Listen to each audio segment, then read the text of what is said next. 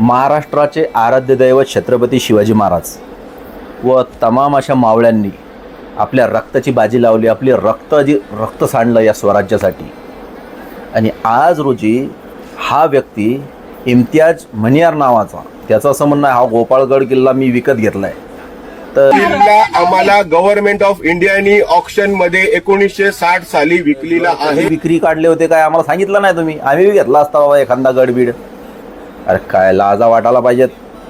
तर शासनानं तात्काळ याच्यावर बंदी आणून काय कारण की हे कोणाच्या मालकीचं नाही आहे। छत्रपती शिवाजी महाराजांना ज्यावेळेस स्वराज्य स्थापन केलं, ज्यावेळेस गड जिंकले, 350 पेक्षा जास्त गड आहेत, तर एखादा गड महाराजांनी स्वतःच्या नावावर नाही करून घेतला, त्यांनी हे स्वराज्य। मग आज रोजी हे असे लोक, यांची हिंमत कुठून होते की हा गड माझ्या नावाचा आहे, माझ्या सातबारा आहे, फाळा नाही, ढिमका नाही। 2012मध्ये ज्या काही गोष्टी घडल्या, तर मी तो म्हणतो तात्काळ शासनानं अशी कारवाई करून तात्काळ यांच्या हातातून ही प्रॉपर्टी काढून घेतली पाहिजे। कारण की स्वराज्याची आहे, छत्रपती शिवाजी महाराजांनी मावळ्याचं रक्त सांडलं तिथं। आणि अशा जागा माझ्या हक्काची आहे, माझ्या मालकीची म्हणणं हे कितपत योग्य आहे काय? हा जो गड आहे गोपाळगड, हा कोकणपट्टीतील खूप महत्त्वाचा गड होता काय। आणि या गडावर आता हे असं चालू आहे। तर मी काय म्हणतो, या गड किल्ल्यावर जे काही अतिक्रमण झाले असतील, मग कोणत्या जातीचे असो, कोणत्या धर्माचे असो, त्यांना तात्काळ काढून टाकण्यात यावं।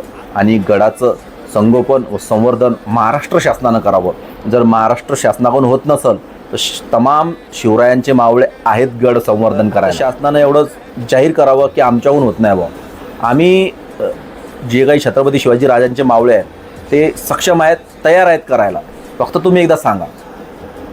पण या अशा प्रकारच्या घटना या बंदच झाल्या पाहिजे।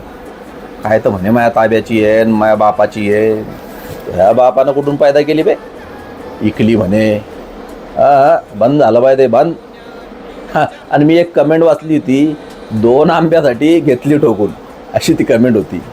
तर बाबा रे, हा जिथं स्वराज्याचा विषय येतो ना, या सगळ्या गोष्टीवर मित्रांनो, या सगळ्या गोष्टीवर तुम्हाला काय वाटतं? खरंच महाराजांच्या गड किल्ल्यावर स्वतःचा मालकी हक्क सांगणं कितपत योग्य आहे? मग तो कोणीही असो, तुम्हाला काय वाटतं कमेंट करा आणि हा व्हिडिओ शेअर करा। बाकी जय शिवराय।